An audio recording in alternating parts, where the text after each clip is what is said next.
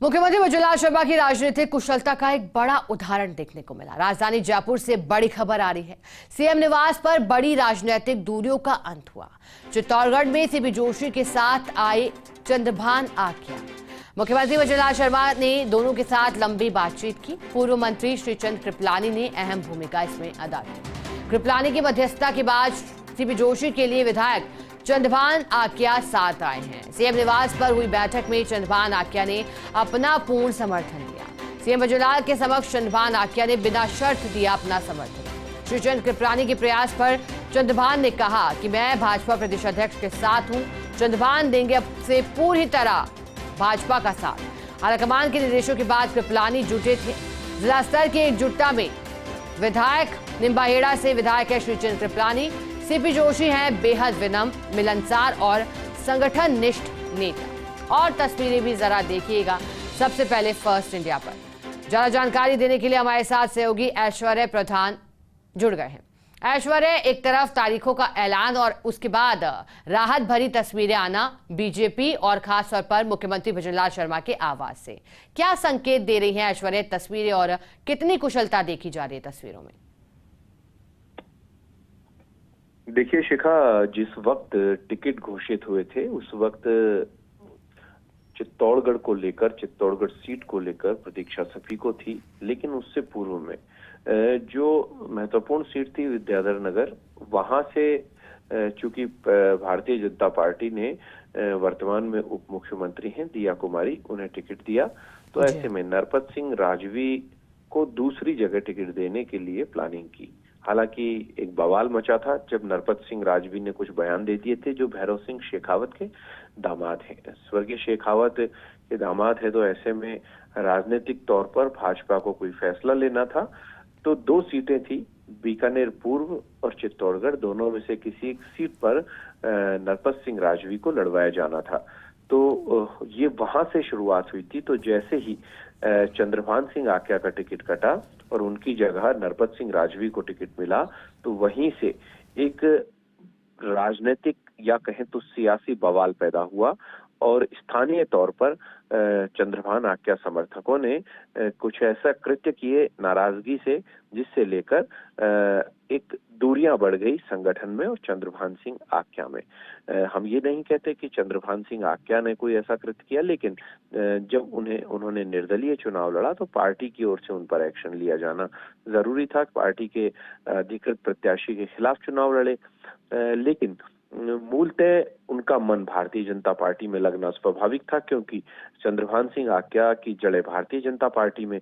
तो ऐसे में आपस में दूरियां बढ़ी सीपी जोशी और चंद्रभान सिंह आकिया के बीच में। सीपी जोशी को लेकर चंद्रभान सिंह आकिया के समर्थक कहने लगे कि उन्होंने टिकट कटवाया, और सीपी जोशी के समर्थक कहने लगे कि कोई एक व्यक्ति किसी का टिकट नहीं कटवा सकता, सामूहिक तौर पर फैसले लिए जाते हैं। और बात भी यही है कि अमूमन इस तरीके के जो फैसले होते हैं उनमें पूरी कोर टीम होती है। कोर टीम के बाद चुनाव समिति में जाता है, चुनाव समिति में आलाकमान तय करता है किसे कहां से टिकट दिया जाना है। लेकिन मसलन सारी बातों का अंत हुआ। कुल मिलाकर कहा जाए तो राजवी को करारी हार मिली और चंद्रभान सिंह आकिया जीत गए। जीतने के बाद चंद्रभान सिंह आकिया मुख्यमंत्री भजनलाल शर्मा से मिले, कई बार मिले। मुख्यमंत्री भी जानते थे कि इनका मन यहाँ पर नहीं लगेगा, आना भारतीय जनता पार्टी में ही है।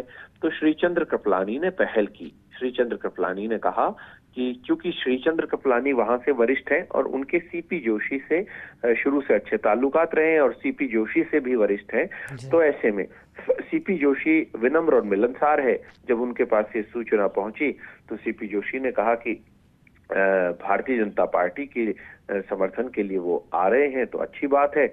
और ऐसे में मुख्यमंत्री भजनलाल शर्मा ने राजनीतिक कौशलता और चातुर्यता दिखाई, ठीक उस तरीके से जैसे गजेंद्र सिंह शेखावत और बाबू सिंह राठौड़ दोनों को एक साथ अपने आवास पर बुलाया और दोनों का हाथ मिलवाया, और वो तस्वीर जो है वो भी बाहर निकल कर आई।